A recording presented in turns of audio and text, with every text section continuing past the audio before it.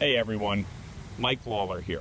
Let me walk you through what's happening with one of my opponent's petitions, because it's serious and Hudson Valley voters deserve the facts. And as Tony Aiello reports, Republican incumbent Mike Lawler is asking a judge to kick a Democrat off the ballot over alleged fraud.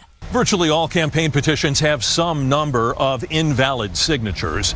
Lawler argues Phillips Staley submitted so many bad ones, it amounts to a form of fraud. Let me now take you through the timeline. To get on the ballot for Congress in New York, a candidate has to collect at least 1,250 valid signatures from real voters. Effie Phillips Staley filed her petitions on April 6th. Within days, we spotted something that stopped us in our tracks.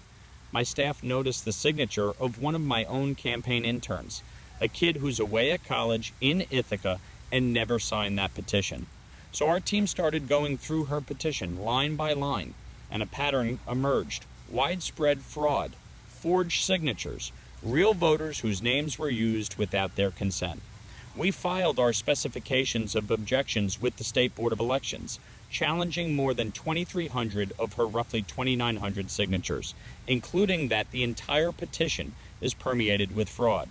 Under well-established New York law, when a petition is permeated with fraud, the whole thing gets invalidated, not just the bad sheets. And yesterday in court, Effie Phillips Staley's own legal team stipulated that's a formal, binding agreement that more than 800 signatures, nearly 30% of her petition, are invalid. That's not my opinion. That's a fact on the record. And through sworn testimony and FEC filings, we now know her campaign paid a vendor, Bartholomew Communications, to deliver roughly 1,600 signatures, nearly double what's already been thrown out. And the contract with Bartholomew Communications was signed by Effie herself. So here's what Hudson Valley voters deserve to know. How deep does this fraud operation go? Did Effie or her campaign know what was happening, or did they look the other way?